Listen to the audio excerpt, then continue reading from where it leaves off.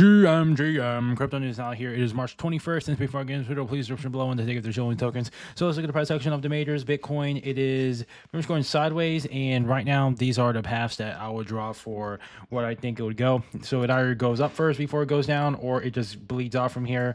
But we'll have to see what happens. Liquidation heat map wise, it is supporting that the white hot liquidity is still down here at around 82K.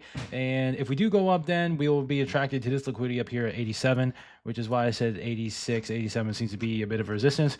So that could be the case, or it just goes down from here. And the thesis for why is because Bitcoin still is in this bearish state. And I don't think this price action is ready for an up-only rally just yet. Most likely a bit more chop beforehand. And this price action here is what would happen in the, I suppose, couple hours, maybe 12, 24 hours-ish. But that's just my guess on it. Can't say for how it exactly play out, but it's most likely going to play out in something in these two price actions if I were to guess. But if we were to look at the Ethereum and Solana, pretty much nothing. They're pretty much dependent on BTC. All eyes are on BTC here. So let's look at the tweets. Introducing the Mega Eve public testnet, and it seems that these guys were creating a L2, the Mega Eve testnet, and there's a lot of KOLs on here shilling this testnet and saying, oh my gosh, this is so good and it's the fastest blockchain ever. I don't know if it is. I haven't done my super research on this just yet, but maybe this could be a narrative for Ethereum once again. But yeah, I think a lot of these people might be just be farming airdrops for a future airdrop on this because they're shilling it all over the place. Usually when it comes to these new layer 2s, they're usually not anything that crazy that's going to be completely revolutionary just by the selling point. And most likely it's still going to be focused on Solana and Base. So this is just something to think about. If there's an airdrop, then it could be worth farming, but I'll look into that sometime later. So Caitlyn turns agentic tooling like BankerBot is more organic. So Caitlyn Jenner, who is essentially this person from the Kardashians, was asking BankerBot to buy $50 worth of DRB, which is pretty much the runner lately. And DRB is pretty much up. I think she bought it around 8 million or something, and it went 3x ever since that. I don't know if it will keep going higher or not, but that's actually just insane to see how this narrative is actually being supported by these pretty famous people online. But yeah, that is just an interesting news on Base. Pretty much everything else wise on Base though, a lot of just bleed, especially memes and AI because of Bitcoin's price action here. But we'll have to see and just adapt as we go. So everything in the world is a meme or Ponzi on a long enough time frame. Your job is just the best ones to play. Yeah, this guy's completely right about this. So everything in this world is a meme or a Ponzi. Even Bitcoin at the end of the day is a meme coin. And what is a meme coin? They say, hey, there's no utility, but the speculative value behind it is due to its narrative. And all of these assets have a narrative, even stocks like Tesla. The price of Tesla goes down because the narrative is that now everyone is shitting on Elon, scratching the Tesla cars IRL with their car keys, and Elon apparently being some sort of Nazi. Some craziness from the news is all FUD, you could say in crypto terms.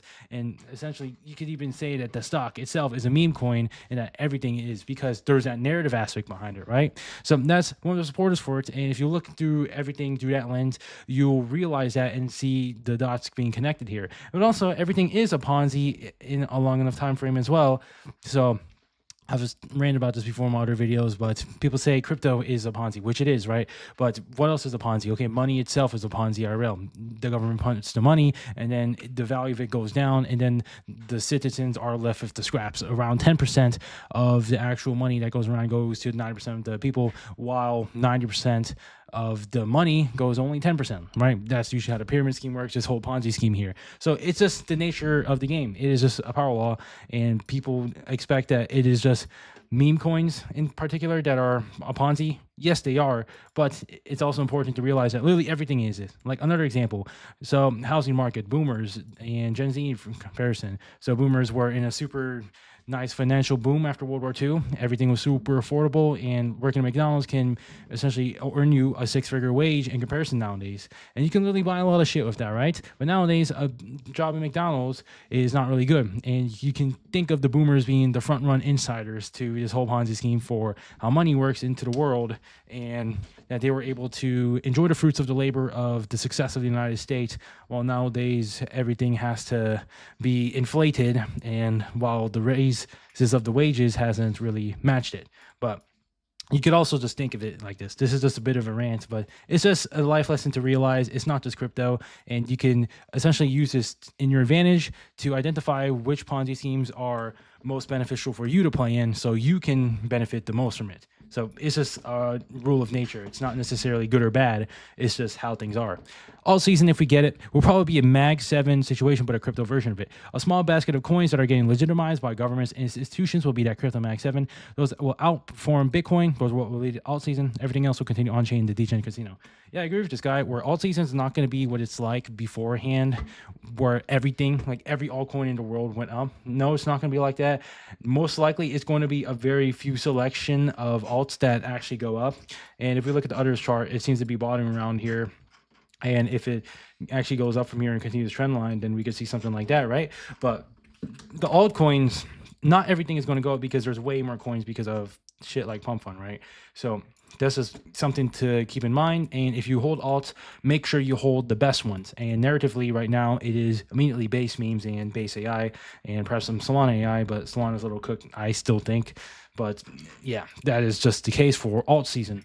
So the reason a lot of traders round trip is because they make money too quickly and don't have the right discipline to keep it. A simple system that will help keep most traders is implementing goals and recent points. Like, for example, setting $100,000 as a profit goal. Once you hit it, you reset your capital, and then you just rinse and repeat. Yeah. So I was somehow struggling with this, the profit taking as well, since this is my first cycle. And he has a good point here, where there's a psychological aspect of making so much money from crypto and that you don't want to take it out, but in reality, you probably should, and de-risk a bit, take that risk factor out. So developing some sort of system for yourself so that you only have like a certain amount of your money allocated all the coins or something like this, where if you hit a certain profit threshold, you take that money out and put it into fiat. Something like this is good to have, and you want to make sure it works for you, right? Because it doesn't really, the same rules don't apply to someone with maybe $1,000 to somebody with $100,000, right?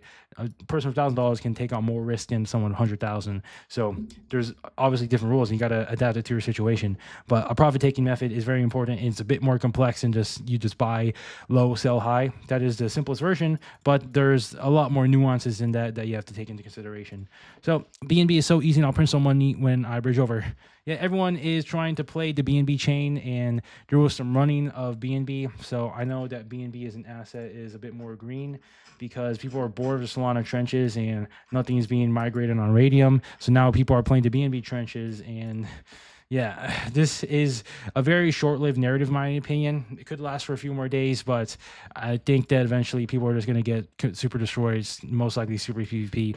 But that's pretty much all I'm saying in this video. Currently, Bitcoin could go a little bit lower in the short term, still over the weekend. For now, it is just in this choppy state, and we'll just have to adapt as you go. Most likely, won't expect any to super up just yet, and most likely a bit more chop to go visit of the lower ranges before up again. But yeah, that's pretty much all I'm saying in this video, and I'll see you guys.